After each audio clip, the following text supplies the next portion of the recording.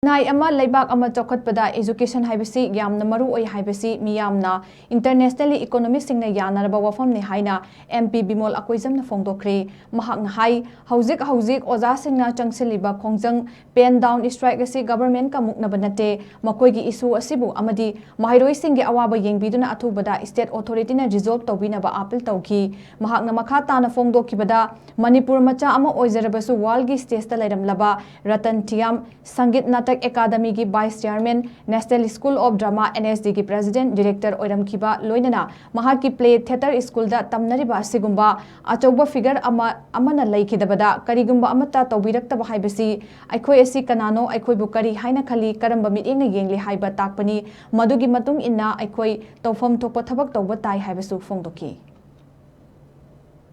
I could say, Udaratan Wagumba, the Gipon Kanaila, like in the Roko. I'm talking to them. I could come the sports and the culture that don't hang on the lake, and I could say, I do world states, the Lerama Bokambu, the Woko came to the way of the Vaisa.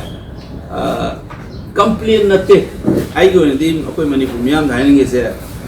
I could say Kanano. Aku bukan hanya kali kalau memang yang tak punya adu macam ni aku itu sebab tu adu katanya aja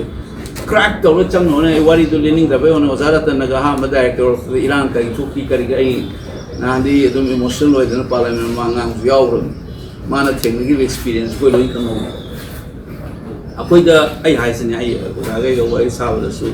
ini tak jauh ini jauh boleh itu that's a separate issue ni nasi guna let's concentrate on education ki wazasing is koi press is not sing kitang mogi issues kitang highlight to it's not a confrontation governmental confrontation I'm appealing to the state authorities, please resolve this